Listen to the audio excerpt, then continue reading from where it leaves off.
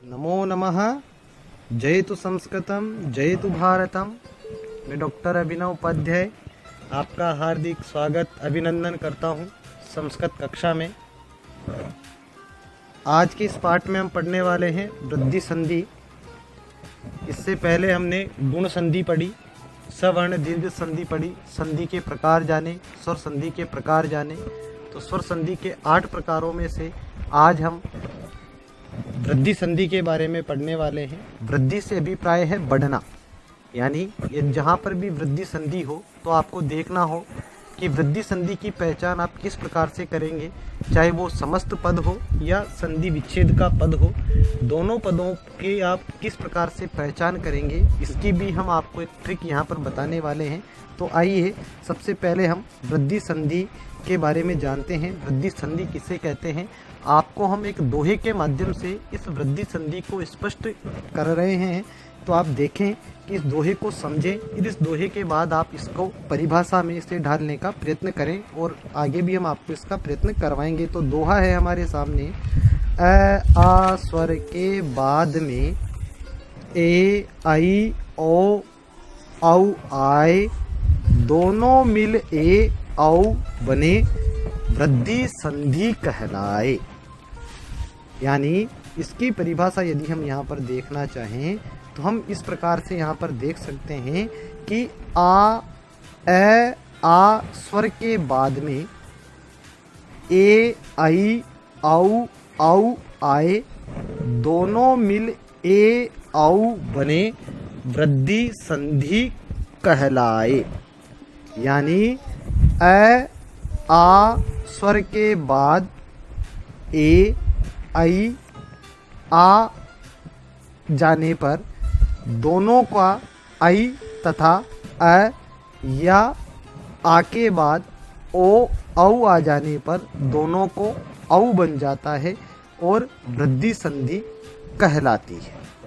तो आपने इस दोहे को आप याद करें, इस दोहे को आप याद रखें। ये दोहा आपको एक सूत्र रूप में आपको याद रखने पर आपको अच्छा रहेगा। इससे आप कभी भी इस वृद्धि संधि को आप भूलने वाले नहीं हैं। आगे भी ये हमने हिंदी का दोहा है, इसी प्रकार से संस्कृत में भी पाणिनि ने संस्कृत व्याकरण में इसका एक सूत्र बताए हैं। तो वो सूत्र कौन कौन से हैं उनको भी आपको यहाँ पर देख लेना चाहिए।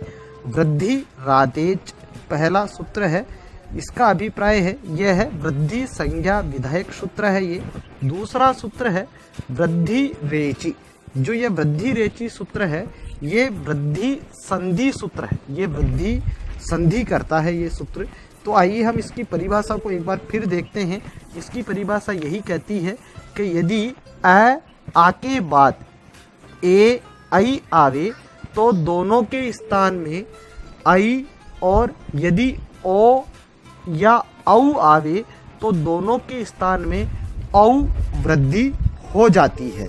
तो यहाँ पर आपने इसकी परिभाषा को जाना, तो हम आपको यहाँ पर स्पष्ट कर देते हैं कि वृद्धि संज्ञक वर्ण कौन कौन से हैं। तो आपको ये यहाँ पर याद रखना है कि वृद्धि संज्ञक वर्ण कौन कौन से हैं। जो वृद्धि संज्ञक वर्ण है वह केवल 3 ही वर्ण हैं जो वृद्धि संज्ञक हैं, वह है आ, आई और औ। तो इस परिभाषा को हम कुछ उदाहरणों के द्वारा स्पष्ट करते हैं आपको।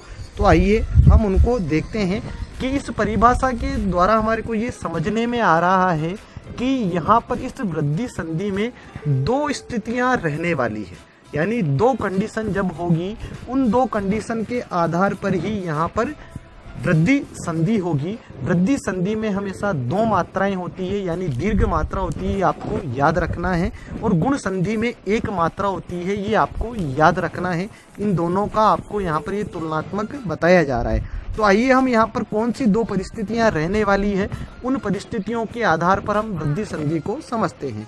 तो देखिए यहाँ पर पहली परिस्थिति है कि आ के बाद में यदि ए या आई वर्ण आए, यानी प्रथम पद का अंतिम जो स्वर है वह होगा अ या आ, और द्वितीय पद का जो प्रथम वर्ण है वह होगा ए या आई। यदि ऐसा होता है तो इसके परिणाम में हमारे को यहाँ पर एक आदेश होगा, दोनों के स्थान पर एक नया वर्ण आएगा, वह आ जाएगा आई। फिर ऐसे ही दूसरी जो स्थिति होगी यहाँ पर वह होगी अ या आ के बाद ओ या ओ आए, यानी प्रथम वर्ण का, प्रथम पद का जो अंतिम स्वर है वह या तो अ होना चाहिए या आ होना चाहिए, और द्वितीय पद का जो प्रथम स्वर है वह या तो ओ हो या औ हो। तो ये होगा, तो यहाँ पर परिणाम स्वरूप में हमारे को एक आदेश होगा, दोनों वर्णों के स्थान पर एक नया वर्ण का आदेश होगा, वह होगा औ। तो इस प्रकार यहाँ पर ये दो परिस्थितियाँ इस संधि में रहने वाली है, जिससे आपको ये यहाँ पर समझना है। दीर्घ संधि में हमेशा दो मात्राएं, वृद्धि संधि में हमेशा दो मात्राएं होती है और गुण संधि में एक मात्रा रहती है। ये यहाँ पर आपको स्पष्टता से ध्यान रखना है। तो अब आइए हम इनका एक एक करके यहाँ पर इनके उदाहरणों के द्वारा इन परिभाषा को, इन सूत्रों को स्पष्ट करते हैं। तो हमारे सामने पहली जो परिस्थिति है वह है कि अ यानी प्रथम पद का जो अंतिम वर्ण है वह या तो अ होगा या आ होगा, और द्वितीय पद का जो प्रथम स्वर है वह या तो आई होगा या आई होगा। तो अब यहाँ पर हम देखते हैं कि हमारे सामने उदाहरण है एक धन एकम। तो यहाँ पर एक में जो क है इसका प्रथम अंतिम वर्ण जो है वह है अ, और जो द्वितीय वर्ण है एकम इसका प्रथम वर्ण है ए। अब यहाँ पर हमारी जो पहली परिस्थिति है अ के बाद ए, ये पूरी हो रही है। तो यहाँ पर हम देखेंगे कि यहाँ पर हम यहाँ जब अ को हटाते हैं और ए में से ए को हटाते हैं तो यहाँ पर हम देखेंगे एक धन। अब हमारे को यहाँ पर जो परिणाम में वर्ण मिलने वाला है वह मिलने वाला है आई। तो हम यहाँ पर रख देंगे एक के बाद एक प्लस आई प्लस कम। अब हम इन तीनों को वर्णों को मिलाएंगे, तो इनका वर्ण मिलान जब हम करेंगे तो हमारे पास शब्द बनेगा आई के कम। तो इस प्रकार से आपने अ ए आई हुआ, इसका आपने उदाहरण देखा। फिर इसी प्रकार हम दूसरा उदाहरण देखते हैं। यहाँ पर हमारे पास संधि विच्छेद पद है तव धन ऐश्वर्यम। तो यहाँ पर आप देखेंगे कि जो प्रथम पद का अंतिम वर्ण है वह है अ, और द्वितीय पद का जो प्रथम वर्ण है वह है आई। तो यहाँ पर हम देखेंगे अ और आई के मिलने पर हमारे को परिणाम में कौन सा वर्ण लाना है, जो एक आदेश होगा वह नया वर्ण होगा आई। अब इन दोनों वर्णों को हम हटा देंगे, प्रथम पद का अंतिम वर्ण हटा देंगे और द्वितीय पद का प्रथम वर्ण को हटा देंगे, और आई को हम बीच में रख देंगे इनके स्थान पर। तो हमारे पास स्थिति बनेगी तव धन आई धन स्वरियम। तो इनको जब हम मिलाएंगे तो बनेगा तवे स्वरियम। इस प्रकार से आपने दूसरी स्थिति देखी अ आई आई यहाँ पर हुआ। इसी प्रकार हम यहाँ पर तीसरी स्थिति देखते हैं आ धन ए आई होता है। तो वो किस प्रकार से होगा, सदा धन एव। सदा धन एव आपके सामने संधि विच्छेद पद है। यहाँ पर आप देखेंगे कि द्वितीय पद का जो प्रथम पद का जो अंतिम वर्ण है वह आ है, और द्वितीय पद का जो प्रथम वर्ण है वह ए है। तो यहाँ पर हम देखेंगे कि हमारा यहाँ पर जब हम इसमें से प्रथम पद का अंतिम वर्ण हटा देंगे और द्वितीय पद का प्रथम वर्ण हटा देंगे तो हमारे पास और नया वर्ण हम आई जो संधि के रूप में हमारे को प्राप्त हो रहा है उसे रखेंगे। तो हमारे पास पद बनेगा सद धन ए धन व, और जब हम इनको मिलाएंगे तो पद बनेगा सदैव। इसी प्रकार हम यहाँ पर चौथी परिस्थिति इसी में यदि हम देखते हैं तो वो देखते हैं, उदाहरण है हमारे सामने संधि विच्छेद पद है आपके सामने महाधन ऐश्वर्यम। अब यहाँ देखेंगे तो प्रथम पद का जो अंतिम वर्ण है वह है आ, और द्वितीय पद का जो प्रथम वर्ण है वह है ए, और यहाँ पर हमारे को परिणाम स्वरूप में प्राप्त होगा आई। तो यहाँ हम जब हम देखेंगे तो हम यहाँ पर इनके प्रथम पद के अंतिम स्वर को अलग करेंगे और द्वितीय पद के प्रथम स्वर को यदि अलग करेंगे और नए वर्ण को जब हम रखेंगे तो हमारे सामने वर्ण बनेगा मह धन ए धन स्वरियम। और यदि इनको मिलाएंगे तो मिलाने पर बनेगा महेश्वरियम। इस प्रकार आपने इसको जाना। अब हम यहाँ पर दूसरी परिस्थिति जो हमारी है वो देखते हैं, तो हमारे को पता चलता है कि जो परिभाषा के अनुसार हमारा जो परिभाषा थी उसके अनुसार अ या आ के बाद ओ या ओ हो तो औ हो जाता है। तो इसके भी उदाहरण हम देखते हैं। पहला उदाहरण है आपके सामने, संधि विच्छेद पद है तस्य धन ओदनः। यहाँ पर हम देखेंगे कि प्रथम पद का जो अंतिम वर्ण है वह अ है, तस्य में अ है और ओदनम में द्वितीय पद में प्रथम वर्ण ओ है। तो यहाँ पर अ धन ओ है, तो हम यहाँ पर इस वर्ण को अलग करेंगे, प्रथम पद के अंतिम वर्ण को अलग करेंगे और द्वितीय पद के प्रथम वर्ण को यहाँ से अलग करेंगे और नया जो वर्ण है हमारा औ उसको बीच में रखेंगे। तो जब हम शब्द लिखेंगे तो हमारे सामने होगा तस्य धन औ धन धन दनः। तो इसको मिलाने पर बनेगा तस्यौदनः, बनेगा तस्यौदनः। उसी प्रकार हमारे सामने दूसरा उदाहरण है इसी में, मम धन औषधम। तो यहाँ पर हम देखेंगे कि प्रथम पद का जो अंतिम वर्ण है वह है अ और द्वितीय पद का जो प्रथम वर्ण है वह है औ। तो यहाँ पर हमारे को परिणाम स्वरूप में वृद्धि होगी औ।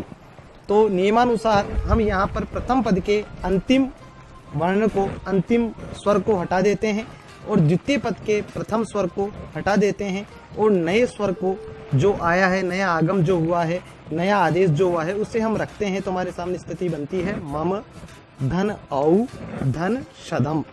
तो इनको संधि करने पर, वर्णों को मिलाने पर हमारे पास शब्द बनेगा ममोषधम। इस प्रकार से यहाँ पर आपने देखा अ और औ के बाद मिलने पर विकार रूप में हमारे को प्राप्त हुआ औ, जो दीर्घ संज्ञक वर्ण है। तो आगे हम तीसरा उदाहरण देखते हैं। आपके सामने तीसरा संधि विच्छेद है गंगा धन ओगः, गंगा धन ओगः। अब इसी में भी हम यहाँ पर देखते हैं कि प्रथम पद का जो अंतिम वर्ण है वह है आ और द्वितीय पद का जो अंतिम वर्ण है, प्रथम वर्ण है वह है ओ। तो यहाँ पर हम देखेंगे कि आ और ओ को मिलाने पर जो विकार होगा शब्द में वह होगा औ। नया जो आगम होगा, आदेश होगा वह होगा औ। तो यहाँ हम देखेंगे तो गंगा में से आ को हटा देंगे और ओघा में से ओ को हटा देंगे और हमारा जो नया वर्ण है इनके बीच में रख देंगे वो है औ। तो देखते हैं गंग धन औ धन घ। इनको मिलाने पर, इनका वर्ण मिलान जब हम करेंगे तो बनेगा गंगौघ। इस प्रकार से आपने आ धन औ हुआ, ये विकार हुआ, ये आपने जाना। आइए अब हम इसी में एक नया उदाहरण देखते हैं। आपके सामने संधि विच्छेद का पद है महाधन औत्सुक्यम, महाधन औत्सुक्यम। तो यहाँ आप देखेंगे कि जो प्रथम पद का अंतिम वर्ण है वह है आ और द्वितीय पद का जो प्रथम वर्ण है वह है औ। तो यहाँ पर हमारे को विकार के रूप में प्राप्त होगा आऊ। तो यहाँ पर हम देखेंगे जब हम यहाँ पर प्रथम पद का अंतिम वर्ण जो है उसे हटा देंगे तो रहेगा हमारे पास मह। जो हमारा नया वर्ण आने वाला है उसे हम यहाँ बीच में लिखेंगे तो हो जाएगा औ। उसी प्रकार से द्वितीय पद के प्रथम वर्ण को हटाने पर हमारे पास बचेगा सुक्यम। अब जब हम इनका वर्ण मिलान करेंगे तो बनेगा महोत्सुक्यम।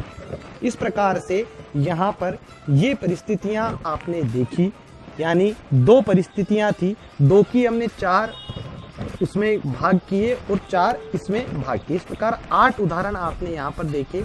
निश्चित रूप से आपको वृद्धि संधि समझने में आई होगी। वृद्धि संधि के कुछ अपवाद भी हैं, गुण के कुछ अपवाद भी हैं, जिनके बारे में मैं आपको आगे कभी एक वीडियो अलग से बनाऊंगा अपवाद के बारे में, जिन्हें मैं आपको स्पष्ट करूंगा। आपको ये वीडियो निश्चित रूप से पसंद आया है तो आप इसे अपने दोस्तों के साथ लाइक शेयर करना न भूलें। फिर मिलेंगे। जय तु भारतम, जय तु संस्कृतम, भारत माता की जय।